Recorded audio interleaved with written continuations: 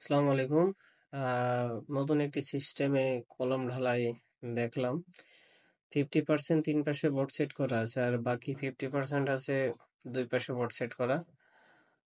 50% ঢালাই দেওয়ার পর বাকি 50% ঢালাই দেওয়া হবে, অর্থাৎ 1.5 মিটার 4.5 ফিট উপর থেকে ঢালাই অর্ধেক হওয়ার পর বাকি অর্ধেক ঢালাই দেবে। কিন্তু এখানে সমস্যা আছে যে টার্ন বোর্ড কোনো ব্যবহার করা হয়নি এবং এক্সট্রা কোনো সাপোর্ট ব্যবহার করা হয়নি। প্রথম অর্ধেক ঢালাই দেওয়ার পর যখন দ্বিতীয় অর্ধেকে বোর্ড সেট করা হবে, অনেক সময় কলামের বোর্ড নড়াচড়া করতে পারে। তবে এই সিস্টেমে কলাম ঢালাই না দেওয়াই ভালো। যখন কলাম নড়ানো হবে তখন কিন্তু নিচে যে ঢালাইটা আগে দেওয়া হচ্ছে, এই ঢালাইটা শক্ত হওয়ার জন্য যে সময়টা দরকার, এই পরিমাণ পর্যাপ্ত সময় সেখানে দেওয়া হচ্ছে না, যার কারণে পরবর্তীতে আপনি উপরে যখন বোর্ড সেট করবেন এবং কভারিংটা, ক্লিয়ার কভারটা ঠিক করবেন, চারপাশে ব্লক দেবেন, তখন কিন্তু নিচের রডটা নড়ার কারণে ঢালাই থেকে মানে ফাঁকা হয়ে যেতে পারে।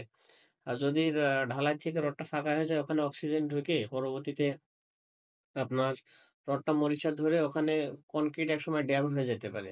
তাই এই সিস্টেমে ঢালাইটা না দেওয়াই ভালো। আর যদি এই সিস্টেমে ঢালাই দিতেই হয় তাহলে অবশ্যই চারপাশে সাপোর্ট দিয়ে টার্নহোল ব্যবহার করতে হবে, তারপরে ঢালাই দিতে হবে। ধন্যবাদ।